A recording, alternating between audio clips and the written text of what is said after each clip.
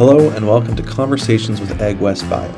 Today I'm speaking with Jay Robinson from AgWest Bio and Darren Wolchyn from Smart Paddock. These two companies have linked from opposite sides of the globe to create a relationship for the benefit of the agriculture industry, not only here in Canada, but around the world. Hi, my name is Kent. I'm here with Jay Robinson, Chief Operating Officer, AgWest Bio, and Interim CEO of Global Agri-Food Advancement Partnership, located in Saskatoon, Saskatchewan, Canada, along with Darren Wolchyn, CEO and founder of Smart Paddock, a company based all in Melbourne, Australia. So good morning to Darren and good afternoon to Jay. So we're going to get a little bit into how these two organizations kind of across the world got connected. But for now, we'll start with Jay. Do you want to give me just a quick overview of your company? Yeah, so kind of wearing the two hats. So the COO of AgWest Bio. AgWest is a not-for-profit industry-based organization. We have over 200 members here, and our aim is to help companies move innovation through to commercialization. We do that in a number of ways. We have a fund where we can invest in. We do a lot of training, membership, a lot of networking events, and really just help to connect everyone together. And then the Global Agri-Food Advancement Partnership, or GAP, where I'm the interim CEO. This is a brand new venture capital hybrid between venture capital investment firm as well as an incubator. And we kind of have very specific focus on ag and ag-food companies. They can both be domestic, but also from anywhere in the world. And we're bringing these companies in addition to investing, anywhere from $500,000 to $1 million as an equity investment. We also house those companies in anywhere for up to 4 years and give them access to labs and greenhouses and office space. So it really is, we're not just an incubator, we're not just an accelerator, we're not just a fund. We're kind of a hybrid of all those things together. So how did you go from AgWest Bio into GAP? Yeah, so it was kind of a natural transition, Ken and Darren. So I think one of the things we did was when we look at kind of how AgWest Bio is supporting very early stage companies and doing a lot of the mentorship to help kind of clarify the business proposition, the value proposition, and kind of narrow down on the scope and the direction of where these early stage companies go. There was a definite void in the investment landscape of, AgWest was still in this early stage. When the companies need to get to this point where they're raising $500,000 to $1 million, need some kind of institutional capital before they go into late stage kind of venture capital where you've got revenue generation, there was a definite void in the landscape. So it made a natural sense for GAP to fill in this void. And really, we say that innovation is a team sport. So we were able to bring in a lot of the different players in the ecosystem and our founding partners, AgWest Bio being one, the Global Institute of Food Security, the other, Saskatchewan Food Centre is yet another one, and then Innovation Place is another core founding partner as well. So we brought those 40 groups together and kind of started to layer that with private industry. And that was really just a natural progression as, again, focusing on where AgWest starts and focuses is getting this innovation to commercialization. We realized, again, innovation is team sport. We can't do it by ourselves. GAP was the natural kind of evolution of the next step. And Darren, can you give us a rundown of Smart Paddock? Yeah, thanks, Kent. So Smart Paddock, we've developed basically a cattle management platform that provides real-time monitoring on the health, activity, and GPS location of all the animals in your herd for the farmers, no matter where they are on their farm and no matter how big the farm is. And so to get this data on these animals, we actually had to go out and create our own GPS smart tag. And this attaches securely onto each of the animals, primarily cattle, using existing farmers' tools, the tag applicator tools that farmers already own. So they already know what to expect, how it goes on. These tags are solar powered, and they constantly monitor the biometrics of the animal and the location. And without the use of batteries, our tags will outlast any other solutions out there. It's really good in the harsh environments, whether it's very hot or very cold. So with this data we're collecting from the animals, the farmer can access it through a web dashboard or a smartphone application.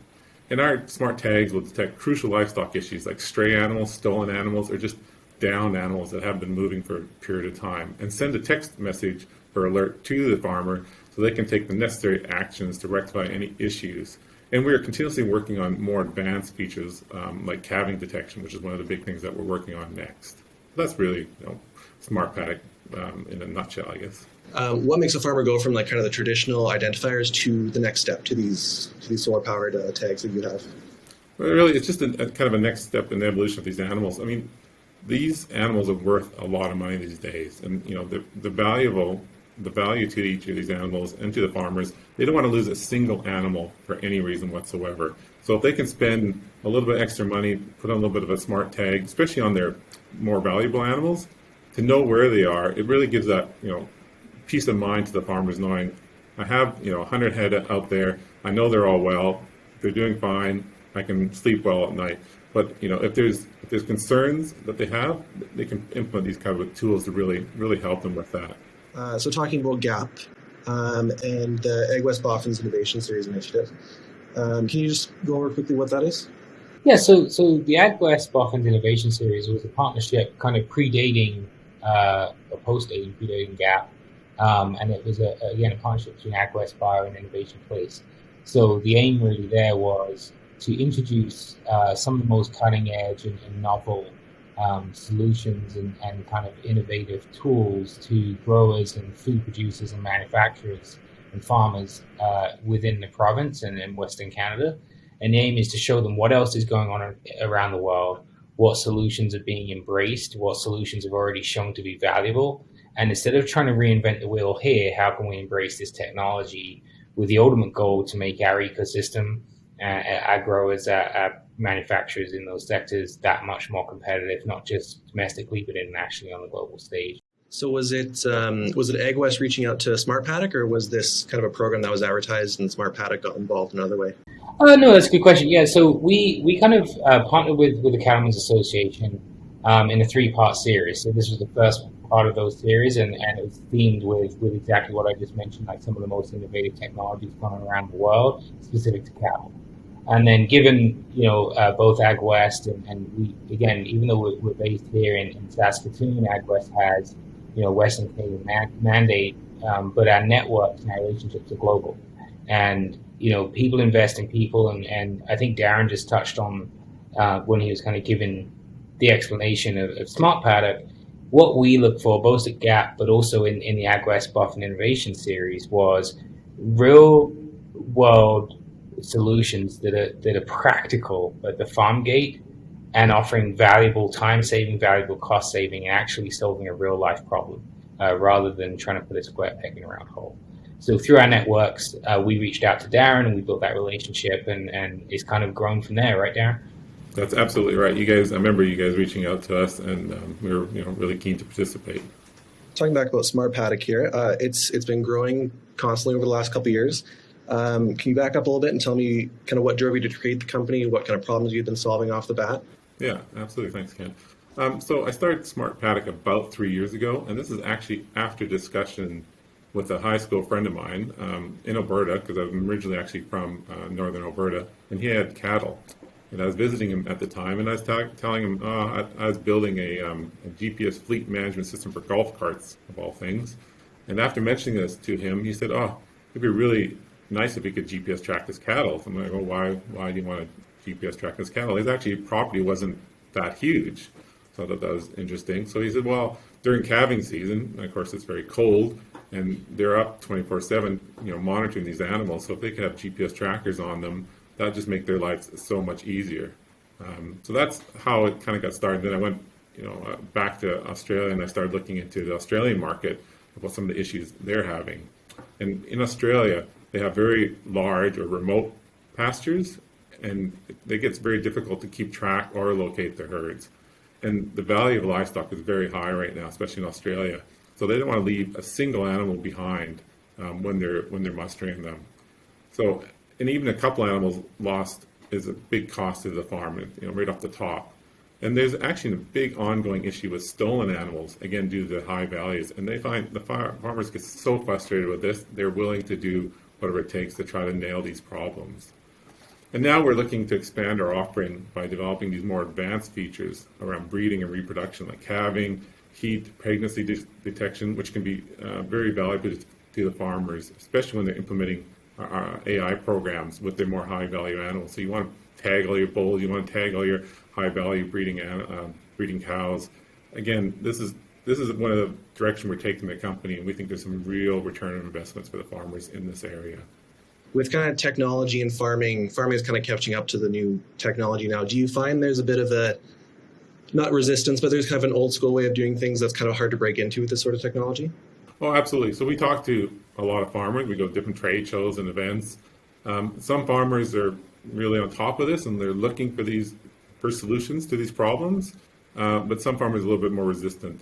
So it depends. Every farmer is different. But that next generation is coming up, and the next generations that uses their smartphones for everything. That they're familiar with tracking on their phones and using GPS to get where they're going when they're driving.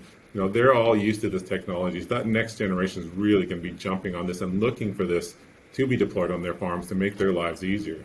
And I think that's a real advantage we see with, kind of like I said, with the next generation of farmers that are coming up. And I think to add to that too is whether it's a technology like Smart Paddock or whether it's just the sector with new innovation in general, I think what really drew us to Smart Paddock is to get growers. It's like selling anything, right? You've got to have that value proposition. It's got to be clearly defined. It's got to, why should they care? And at the end of the day, what's the result to them? And if you can show them that, unfortunately, there's still a lot of technology being pushed on farmers which doesn't do that or has failed to live up to the promise. And now the companies that are succeeding, ones like Smart Paddock, that's because they've clearly defined and articulated the value proposition and followed through on it. And when you do that, I think you find that the growers and producers are very receptive to it. So. Yeah, I agree. And it's interesting for us because we don't actually do very little advertising. Most of these farmers and producers are reaching out to us because they've already identified that they know what their problems are. They go Googling around looking for a solution, and they'll come to us. So that's what's really driving us on our feature development is, this is what they're asking for. So that is what we're going to continue to develop for features. So that's a really great thing for us because we know what these farmers want, and we're knowing that they're willing to pay a little bit extra to have this kind of, like I said, peace of mind, but also to solve some of these problems around what they're having with their livestock. What was kind of unique or interesting about Smart Paddock that made you guys reach out to them? Yeah, like I said, I think two things have been really interesting to me in general when you look at this kind of space in animal health and the kind of animal nutrition, animal health areas. One, obviously, lies the rise of interest in kind of the flavor of the week has very much been in plant proteins. And I think as a result of that, a lot of the fantastic technology and value offerings on this side of things have kind of, unfortunately, they've been overshadowed. But the great opportunity to that is that there's still some fantastic companies out there, some fantastic technologies like Smart Paddock that we feel that obviously we run a fund, right? So from a value proposition, both to us as a fund, but also to the growers, most importantly the end use customer, it's really attractive. Darren in particular and Smart Paddock in particular, people invest in people. For one, I think Darren's got a solid team around him. And the other is, I think, I've already touched on this, but we look at a few things. Have you identified a real life problem and a problem that, as I just mentioned, growers will latch onto and say, yes, this is a frustration, this is a pain point, and I'm willing to pay to solve it. That's the first piece. And as we talked about, Smart Paddock's done that. The second piece is, are you listening to those customers and are you evolving to further and better serve them? And Darren's talked about that. And then the last piece of that kind of thing is have you demonstrated it, that it's not just theoretical, the proof's in the pudding, and you're starting to serve that up in bucket loads. And that's really what drew us to Darren and Smart Paddock and the reputation. Like I said, when a company doesn't advertise and it's being pushed through word of mouth by their customers, that's when you've got something special, right? That's when you've got their attention, and it's how you now captivate that and take that momentum and move forwards. And I think that's what's really exciting. Darren, you said that you started Smart Paddock about 3 years ago. At what point was the connection made between the two companies? Yeah, so that was just recent. So they recently, like I said, reached out to us to participate in this Boffins series. And for us, it's actually good timing because, initially we were very focused on the Australian market, which is a very decent sized market. But we're getting a lot of interest from overseas in North America, Canada, and the US. And then having them reach out to us and going, well, this would be a good opportunity for me to start to reach out to this to this region and find out what's going on there, what people are interested in, and having the opportunity to talk to the Cattle Association was fantastic. And we jumped right on it. So and we were learning things as we did this, because I've been out of the Canadian market for some time, but learning that how there's a major drought going on and how water is important and knowing where your animals are. And one of the things that we also do is we do track your water levels of your tanks and troughs with our platform, so you know where the animals are, where your water is, and if there's any issues between that. So knowing that extra information really helps us to really understand the Canadian market and what people are looking for. So Jay, is that also kind of a main goal of the fund, is try to help these startups and these companies kind of expand to those new markets, maybe outside of the country they started in? Yeah. We kind of have two kind of buckets, if you will. So the one is obviously supporting companies domestically growing here, what's happening in Canada, kind of in the different verticals that we invest in. But the other side is kind of tying into kind of what I already mentioned, taking that Ag-West Boffins Innovation Series of introducing growers to these promising companies. And we've kind of taken that to the next level with GAP and said, okay, now these companies, how do we help them access and access the ecosystem, access the growers and everyone else, the industry participants, the stakeholders as a whole, not just in Saskatchewan or Canada, but North America. And how do we mitigate their risks, right? So one, if they're coming here and we can give them investment capital, that's one thing. But two, our whole kind of investment thesis is we want to lower their cost of doing business and expedite their path to market. So how do we do that? And when we do that is key. So for us, yes, we give them investment capital, but the aim is we want that capital to go in directly to innovation and people, because that's where the value is. We don't want them paying a monthly rent on a greenhouse or having to spend an absorbent amount of time figuring out who's who in the zoo, when we can introduce them to the exact right people, have not generalist advisors, but very sector-specific experts advise them on things like regulatory, product development. We provide capital, we provide space and equipment and resources that way, but also the connectivity with the ecosystem here, and that's really what we set out to do again. And an end result really is to make growers, producers, food manufacturers, again, more competitive on the global scale by embracing and adopting innovation. So I was going to ask you, Jay, about Ag-West and being Saskatchewan. Is it central to Canada, or is there another reason why Saskatchewan is home? Yeah, so if you look at Canada, Canada is still 40% of all the arable farmland in the country. Saskatchewan, is 40% of all the arable farmland in the country. So it is by far in a landmass the biggest province for agriculture. So that's a logical sense right there. You go back in the history, so Ag-West has been around since the 80s. And when you look at some of the major milestones for Saskatchewan, like canola was invented here, a number of other things have come out from here. And even right here in Saskatchewan, you have some of the largest kind of innovative multinationals. Like from my office, I can throw a stone and hit BASF, Novozymes, Syngenta, like they're all here, Bayer, and that's just to name a few, right? So Saskatchewan is, from an infrastructure perspective, it's got one of the best kind of heavy infrastructures as it relates to ag and biological infrastructure systems and research parks. You layer on top of that the University of Saskatchewan, which is one of the best ag colleges and universities in the country, and then the private industry and as well as the farming industry that goes all around that. It is a very good environment to start to innovate and test and trial things. And then you build onto that, and we touched on this, the progressiveness of the farmers and the industry around it. So there are a lot of progressive farmers who are open to trying things and producers. And then you've got access to markets. Like obviously we share the border with the US, so it's still pretty good access to the markets there. And the cost of doing business and the proximity of everyone here in Saskatchewan. Like I mentioned, the population is not huge, which can be a negative, but also on the plus side, everyone knows everyone. It's very easy to access people. So Darren, as a result of your involvement with the Boffin series and with AgWest Bio in general, it resulted in you with Smart Paddock signing an MOU with SaskTel. And for those outside of Saskatchewan, SaskTel is the major telecom company in Saskatchewan. What exactly does the MOU entail, and how does it benefit your company? Yeah, so after that series, we did get connected with SaskTel, which is fantastic, and have signed that a memorandum of understanding with them to start to work with them to see how we can offer our solution into the Canadian market with their support. This partnership with SaskTel will allow us to get, the whole product offering across Saskatchewan and possibly further by utilizing their network capabilities. So it'd be really easy for the farmer to deploy our solution, our tags, on their farms with very little effort or issue with their part. And this is a pretty big development for Smart Paddock to expand into this North American market cattle industry to get in there, but also to have local support to these farmers and customers through SaskTel.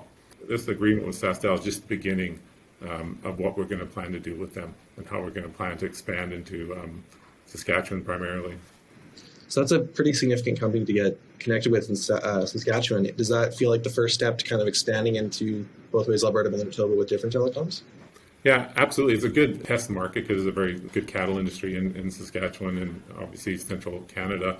But it's good working with them because they're very flexible and they like working with startups to help get our products into the industries. And they're not a huge corporation, so they can help us. It's easy to work with them at that level, and that they know their customers quite well. They know their customers across Saskatchewan quite well, and this will really allow us to get that foothold into the Canadian market and possibly into the U.S. market from that location. So for us, it's a pretty big win. And then this will kind of help us set the terms and the way we work with these type of organizations throughout the rest of the world. We're ecstatic too, because it just really is the delivery that we really hoped for that Ag-West Boffins Innovation Series was, Smart Paddock coming in, making those connections and making sure that the right people were in the room for those meetings. It really has been just, we couldn't have asked for a better outcome. And then now kind of moving forward where GAP can get involved as well. It's been fantastic. I know, Darren, you also started with this, that also supporting your work with the Smart Farm at the U of S, the University of Saskatchewan, right? That's right. So that's another one that came out of the event that was set up, was that we are talking now to the local universities and colleges with their ag programs to really trial our tags, to show the return investment for farmers, to see how it fits in with the rest of the kind of the ecosystem of the cattle industry in Canada. So it's again another big win for us to get our presence in Canada. And Jay, can you tell me a little bit about GAP's Voyage Program? Yeah. So Voyage is a program that we launched this past year in partnership with the Saskatoon Regional Economic Development Authority, and the aim with this was along the same lines, where we looked at and said, okay, there's all these companies outside of Canada, the US, North America, with some great innovation that has a specific role and massive potential here within these markets. So how do we get those companies here? How can we entice them to come here? And instead of just doing like a cohort where we bring them here and it's kind of like a one size fits all, we wanted to have a very tailored approach. So what we did is we said, okay, let's go and find these companies that we think have this potential, understand kind of their interests in this marketplace, what questions they have, what they see as perceived obstacles, but also potential business opportunities, and then how do we bring them here, and then have a very tailored approach where they can be here for weeks or months. And then we very much set up meetings. So if you need to be here to meet with producers, if you need to meet with toll manufacturers, regulatory agencies, investors, everything in between, and then some, we work with each of these companies very much hand in hand before they get here. And then when they're here, it's a very kind of efficient use of time and very targeted. So in doing that, we partnered with Streeter, and we bring in companies where, as part of the program, we cover their flights and their accommodation, and then we also then house them in the GAP facility, like I mentioned, and then have this very much hand-in-hand kind of relationship to figure out how to participate in the ecosystem and what the opportunities are. We're really excited that through the Voyage Program, again, we really want to thank Streeter, or the Saskatoon Regional Economic Development Authority, for partnering with us on that. And we're really excited to announce that we've got 4 companies coming in anytime between now and first quarter of the new year. 2 from Australia, 2 from the UK, and they'll be spending spending an extended period of time with us at the Gap here. So we're really excited about that, and excited that obviously we can announce now that the Smart Paddock will be one of those. We're excited to bring in Darren and his team and start to bring that in and kind of really build on the momentum, help them, obviously they'll be driving it, but help them build on the momentum that they're already getting here. So it's just a really exciting time for us. Yeah, this is fantastic for Smart Paddock to get that opportunity. Like I said, we've got this interest from the North American Canadian market, and to get boots on the ground in Canada and Saskatchewan in particular, it's going to be a real advantage to us to go out, also talk to the end customers, talk to the farmers, and really nail down what specific things they're looking to solve, and then also talk to the partners that could be out there to help us to really scale up in like SaskTel in Canada. And we'll be looking with that support of AgWest Bio and this program, we're seeing how we can set up a more permanent presence in Canada, to really hit this customer base and give them that local support that they want, and getting that advice on the process to set up an office, to hire local representatives, is really key to accelerate our expansion into this market. Great. Well, thank you both, Darren and Jay, for joining me. I really appreciate it. All right. Thank you, Jay. Thank you, Ken. Awesome. Thanks, Darren. Thanks, Ken.